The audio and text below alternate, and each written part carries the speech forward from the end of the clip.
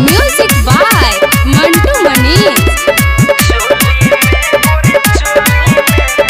चलेलू जब रहिया में तो देहिया गम गम गम के बूढ़ावा जवान सब सुंगी सुंगी सन के। अरे चोली में परफ्यूम लगावेलू चोली में गोरी चोली में परफ्यूम लगावेलू चोली में।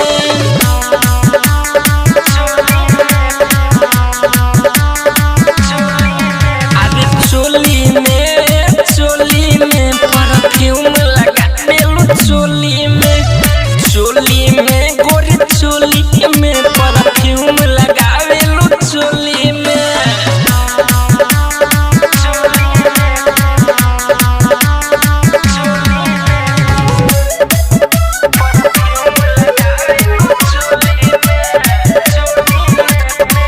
एक तो में वाइट बारू दूजे चेहरा लाइट मारे।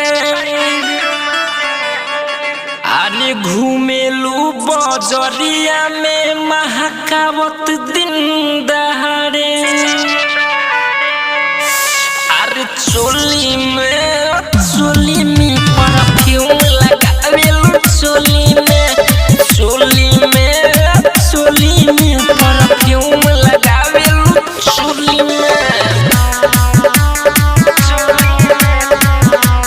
ए रानी अरे चोली में परफ्यूम लगावेलू चोली में गोरी चोली में परफ्यूम लगावेलू चोली में।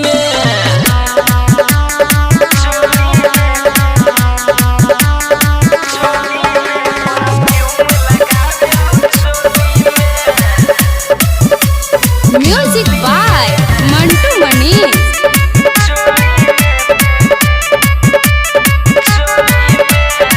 इतना सज सवर के रहबू तो लुटा जइबू ए गोरी। देख ली रोशन राजू बिना ले देवेंद्र न छोड़ी। अरे चोली में परफ्यूम लगावेलू चोली में परफ्यूम लगावेलू चोली में।